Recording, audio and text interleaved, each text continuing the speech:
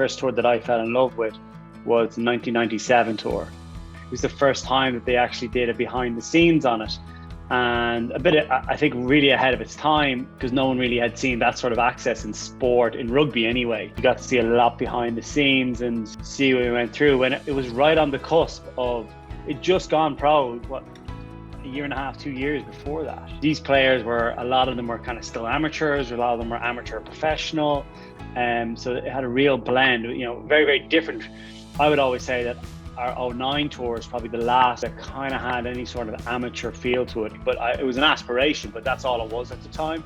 My main goal when I started playing a certain amount of games for Leinster in our domestic league, maybe start or get a few European caps. That was year one goal. By the end of that year, I was lucky. I started all domestic games, started all European games. We made a run to semi-finals. We beaten by Munster, and I kind of reassessed my goals. My goals then became trying to break into the Irish squad, and then I got capped in 06. So I got capped within 12 months of playing, but I didn't see another cap until 2008, really. I got capped kind of November 2008, played all 3 games, and you didn't know where you sat. Coming into that Six Nations, I didn't know if I was going to start, not start, how it was going to go for me. The games fell for me. I had a couple of good moments, and it was an aspiration to play for the Lions, but it wasn't a goal for me at that time. And then it started, there was lots of people talking about it and potential Lions player and all this sort of stuff. But again, it just seemed something that was so abstract to me and such a boyhood dream that I didn't allow myself to dream it, to be honest, and didn't come real. And the way I found out, we were all literally just sitting there in the cafe, a couple of players watching it, like everyone else, just getting announced. It became very, very real. And I came home that evening, and all my buddies from home came up and got a little cake, and there was a bit of a celebration that evening. It was a mad old time, and something that I didn't think would happen. That was an absolute dream to be part of that group then. I think we landed in on the Monday into the country. We got one kind of pitch session, and then I was on the bench essentially, and I came on. But I loved every minute of it, because the jersey went on, and they had, when you went into the changing room, they had plates up on the seats, and it had the Lions players that had worn your jersey before you, and so you really got to understand the legacy part of the Lions and the caliber and the standard expected of that jersey. Because trying to explain what the Lions is to someone is a little bit difficult sometimes if they're not from Ireland or the UK, because you try and explain to them going it's the Everest for us. To get on a tour inside is unbelievably hard, and to start a test is another level. I've been lucky enough to be part of both. But yeah, it was a hell of an experience, because it gave you a real taste of what it was like to play with players of that caliber. It was insane. Everyone at international is unbelievably good. You're quality players, you're playing international footy, but the Lions it's another step up. Because these players, you don't have the time to put in complex systems or ways of playing or moves or anything like that. You got to put kind of a structure in place and just let these guys go.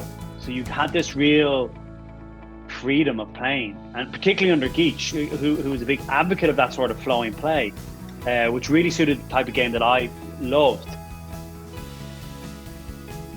Everything going up a level. It was probably the hardest games I've ever had to play at the international level. That series, you're coming into, they're World Cup champions, and they have a unbelievable team that's playing. I've been with each other for a long time. A humongous pack with a lot of really good players. My counterpart being Pierce Spies, for example, who's an absolute beast, and he has Schockberger beside him, and Brousseau on the other side, who's a nightmare when at the rucks. But the pressure, the media coverage, expectation, the fans, even everything just they started pouring in. It's just started going up levels, and you could feel that pressure coming in on it, but good pressure. It kicks off, and it just becomes a battle royale. It's as simple as that. It just becomes not a man up-a-thon, because there was some really good rugby, some really, really good tries, but the physicality was something I've never experienced before in my life. And that was the first test. It goes up another level when it comes to the second test. We came back together on the Thursday. We're emotionally refreshed and recovered, and we went for it. And I think the third game was probably a reflection of what that line side was all about. It was about the squad, it was about the depth, because there were so many injuries, people had to step in. I think we got the result that we deserved. Unfortunately, we just didn't, we let two of the other tests kind of go by. And I think the 05 series, a lot of people lost heart a little bit in the lines. And I think we reinstated a lot of passion and pride in the jersey. Even though we lost the series, I think a lot of the fans came away very proud of the team and the expectation around the lines. We won the series 4 years later, but I wasn't involved in the game that won it, which is a bit frustrating, obviously. But yeah, it's so hard. Like, I would always say my hardest game I've ever played in is the second test. And then it's really hard to say what game I'm proudest of in the Lions jersey. There's some club games that I'm really proud of, particularly in the Australia tour. That first game, for example, I was very proud of the first test game. But that series, you're very proud of as well, because you won it. It was the first time we won a series since 1997. So I'm very proud to be part of a winning line. Like, there's not many Lions players can say they're part of a winning Lions tour.